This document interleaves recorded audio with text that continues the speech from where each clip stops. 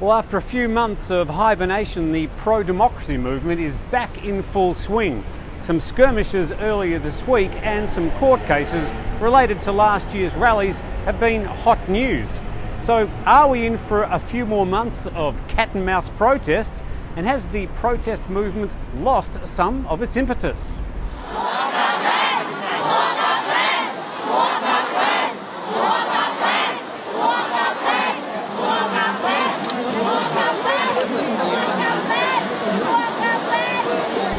I'm reporting on this story from the Pratumwan intersection, a strategic location mostly known for shopping for the imposing megacentre MBK.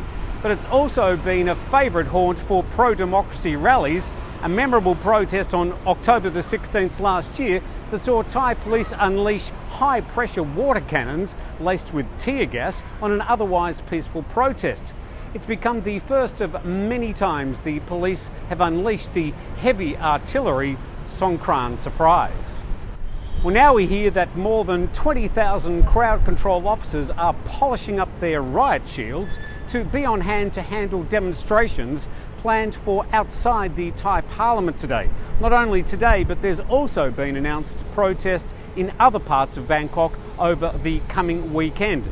Metropolitan Police have announced 12 companies of 1,800 crowd control officers that would be sent to protest sites over the weekend.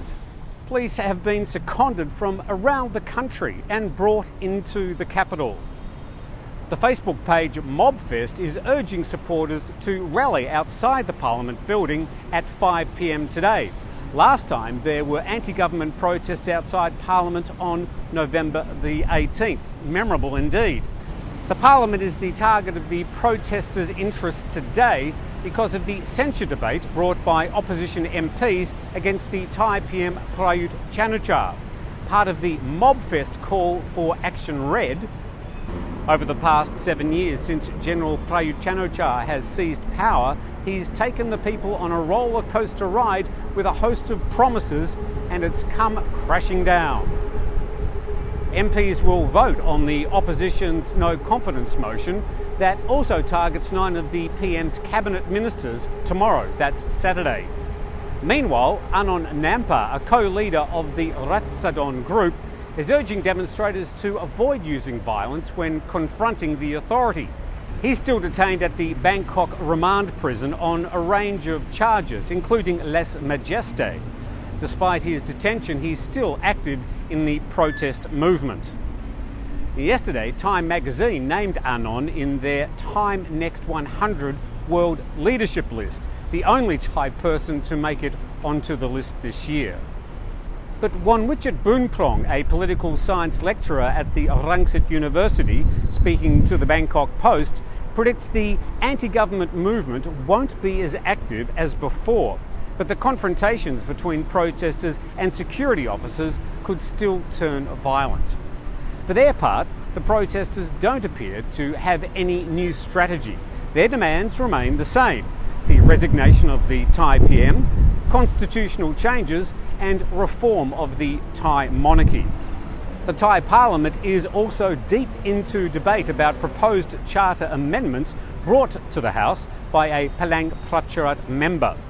The Constitutional Court is still debating whether it will accept the amendments, and there's a longer political debate ongoing inside the parliamentary buildings whilst the banners of protest are raised outside.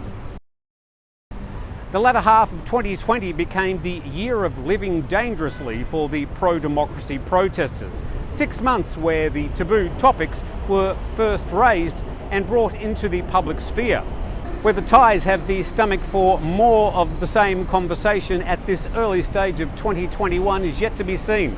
It'll also be another test for the Thai PM and his government, their patience and the strength of the governing coalition.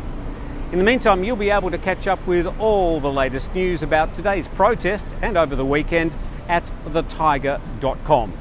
It's Tim Newton reporting for The Thaiger.